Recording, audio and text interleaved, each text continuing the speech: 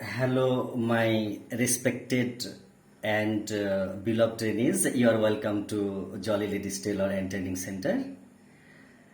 আমি সেলাই মেশিনে কতগুলো পার্টসের নাম তোমাদেরকে বলছি, কেননা যে শেখার সময়ে প্রয়োজনে তোমরা কতগুলো পার্টসের যে নাম সেগুলো বলতে পারছো না। তো আমি একে একে বলছি। তো এটা একটা মেশিন। এই মেশিন তিন প্রকারের হয়, যেমন হ্যান্ড মেশিন, ট্রেডল মেশিন এবং ইলেকট্রনিক মেশিন।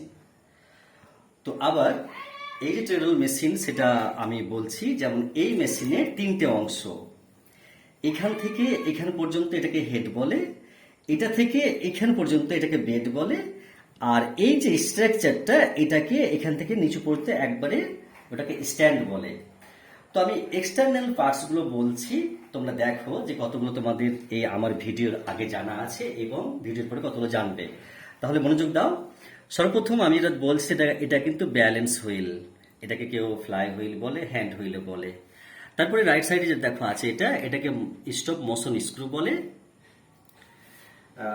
তারপরে এটাকে আর্ম বলে, এটাকে ববিন উইন্ডার বলে, এটাকে স্টিচ রেগুলেটর বলে, এটাকে প্রেসার ফুট বলে। এই প্রেসার ফুট যেখানে রেখে দিলাম সেটাকে ফিড ডগ বলে। তারপরে এই যে অংশটা, এই যে নিডল, সূচ বা সুই, এটাকে নিডল বলে। এই যে নিডল যেখানে লাগানো আছে যে রডটাতে, সেটাকে নিডল বার বলে। আর যেখানে ফিড ডগটা যার সাথে যুক্ত আছে সেটাকে নিডল প্লেট বলে। তারপরে নিডল প্লেটের বিপরীতে যেটা আছে সেটাকে স্লাইড প্লেট বলে। কিন্তু যেখানে নিডল এবং নিডল বার আছে যেটাকে যুক্ত করেছে সেটাকে কিন্তু নিডল ক্ল্যাম্প বলে, এটাকে নিডল ক্ল্যাম্প বলে।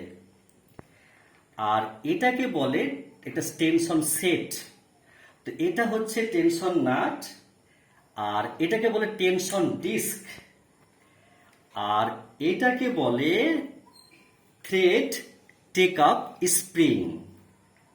তারপরে এই যে অংশটা এটাকে বলে থ্রেড টেক আপ লিভার।